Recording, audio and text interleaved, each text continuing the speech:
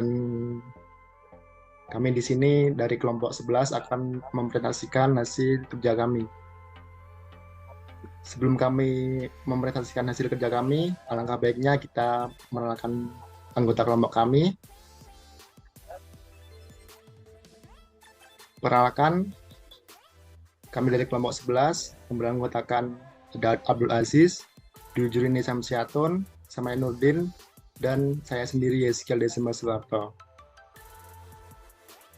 Nah, kami di sini memberikan judul klasifikasi indeks pembangunan manusia di kabupaten atau kota provinsi Papua Barat pada tahun 2021 dengan menggunakan analisis klaster hierarki. Oke, kemudian ada topik pembahasan, yaitu yang pertama pendahuluan, kedua metode, hasil dan pembahasan, kemudian yang terakhir yaitu kesimpulan dan saran. Oke, baik, di sini saya akan membacakan latar belakang kenapa kami memilih indeks pembangunan manusia dan mengapa kami memilih Provinsi Papua Barat. IPM menjelaskan bagaimana penduduk dapat mengakses hasil pembangunan dalam memperoleh pendapatan, kesehatan, pendidikan, dan sebagainya. Nah, IPM diperoleh oleh United Nations Development Program atau UNDP pada tahun 1990 dan dipublikasikan secara berkala dalam laporan tahunan Human Development Report. Nah, kemudian ada 3 dimensi pada IPM itu, yaitu yang pertama umur panjang dan hidup sehat, kemudian yang kedua pengetahuan, yang ketiga standar hidup yang layak. Nah, IPM yang rendah itu di suatu wilayah menggambarkan level pencapaian pembangunan manusia di wilayah tersebut tidak baik. Nah, kemudian kami kenapa memilih Provinsi Papua Barat? Salah satu provinsi di Indonesia yang nilai IPM-nya rendah yaitu Papua Barat. Papua Barat menduduki peringkat kedua provinsi dengan IPM terendah se-Indonesia. Hal ini terlihat dari perlambatan pertumbuhan IPM pada tahun 2021 dibandingkan tahun sebelumnya. IPM Provinsi Papua Barat pada tahun 2021 mencapai 65,26 atau hanya tumbuh sebesar 0,26%, meningkat 0,17 poin dibanding capaian tahun 2020. Rata-rata IPM Papua Barat 2021 sebesar 65,26 dan di Indonesia sebesar 72,29. Hal ini membuktikan bahwa IPM Papua Barat masih jauh dari garis rata-rata IPM nasional, sehingga dapat dikatakan bahwa IPM Papua Barat masuk golongan sedang dan terendah dibandingkan dengan provinsi lainnya. Nah, ini ada faktor yang diduga menyebabkan IPM di Papua Barat. Ada variabel jumlah penduduk, kemudian kedua presentasi penduduk miskin, yang ketiga tingkat pengangguran terbuka, kemudian yang keempat angka partisipasi sekolah umur 16-18 tahun, kemudian ada Gini rasio, dan yang terakhir yaitu ada jumlah tenaga kesehatan masyarakat. Kemudian untuk metode akan saya serahkan kepada Abdul Aziz. Abdul Aziz, saya persilahkan. Baik, terima kasih Heski. Kemudian untuk metode yang digunakan yaitu ada analisis cluster. Analisis cluster adalah salah satu dari metode dalam analisis multivariat yang memiliki tujuan utama untuk mengelompokkan objek-objek berdasarkan karakteristik yang dimilikinya. Analisis cluster mengelompokkan individu atau objek penelitian sehingga setiap objek yang paling dekat kesamaannya dengan objek lain berada dalam cluster yang sama. Cluster dibagi menjadi 2. Yang pertama hierarki.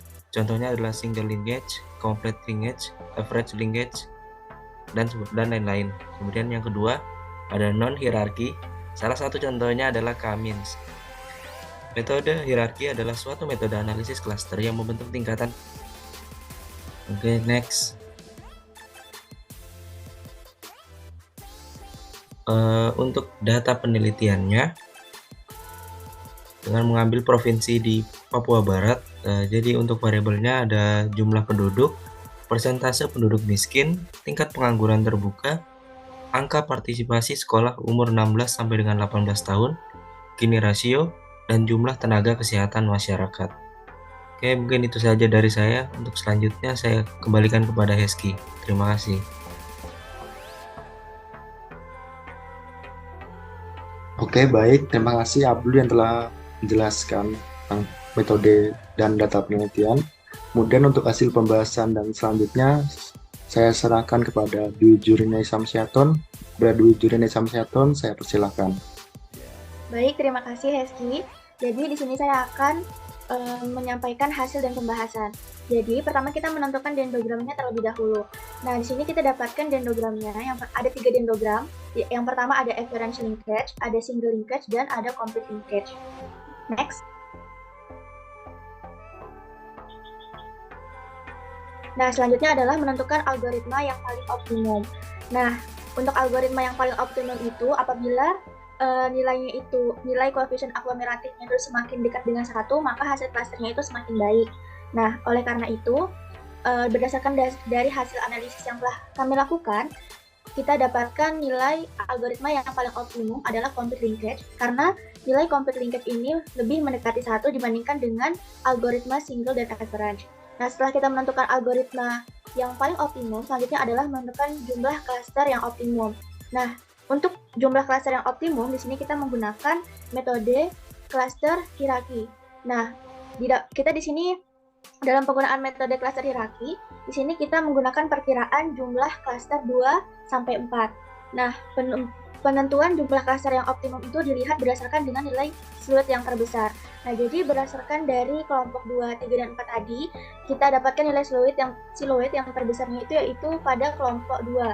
Yaitu sebesar 0,3817, sehingga dapat diketahui bahwa jumlah klaster yang paling optimum untuk algoritma complete linkage adalah 2. Next.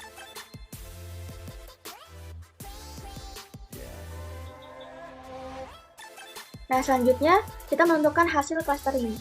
Nah, hasil clustering ini kita menggunakan algoritma complete linkage dengan kelompoknya 2 adalah sebagai berikut. Nah, di sini kita dapatkan untuk klaster 1 itu terdapat 3 anggota, dan klaster 2-nya itu terdapat 10 anggota. Terus setelah kita menentukan hasil clusteringnya, kita buat plot clusternya. Jadi berdasarkan plot cluster di atas, secara visual dapat dilihat bahwa klaster 1 itu terdapat 3 anggota yang terdiri dari Kabupaten Papua, Manokwari, dan Kota Sorong, dan klaster 2-nya itu terdapat 10 anggota yang terdiri dari Kabupaten Sorong Selatan, Raja Ampat, Membrau, Manokwari Selatan, Teluk Wondama, Teluk Bintuni, Sorong, Maibrat, dan Pegunungan Arfak. Mungkin itu saja dari saya. Selanjutnya saya kembalikan ke Hesti. Oke, baik. Terima kasih pada Guru Indonesia Siakton. Untuk selanjutnya, pembahasan materi selanjutnya saya serahkan kepada Samaya Nurdin. Saya persilakan.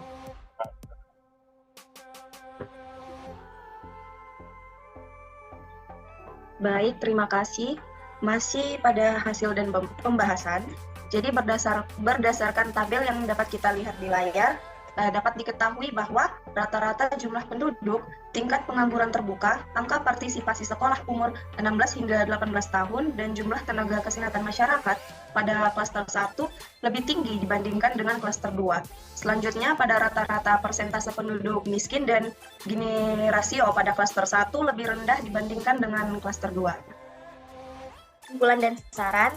Pada kesimpulan, berdasarkan hasil analisis yang telah dilakukan, diperoleh kesimpulan yang pertama adalah algoritma dan jumlah yang paling optimum adalah algoritma complete linkage dengan K sama dengan 2, dan berdasarkan hasil clustering, diperoleh bahwa pada klaster 1 terdapat 3 kabupaten atau kota, dan pada klaster 2 terdapat 10 kabupaten atau kota. Untuk sarannya, berdasarkan hasil analisis, diharapkan untuk penelitian selanjutnya dapat melakukan pengujian dengan menambahkan lagi faktor-faktor yang sekiranya berpengaruh pada indeks pembangunan manusia, agar hasil yang didapatkan lebih akurat.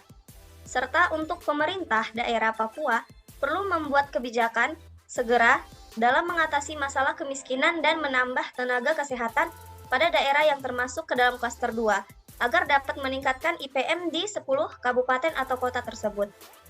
Itu saja, terima kasih. Saya kembalikan ke Yehezkiel.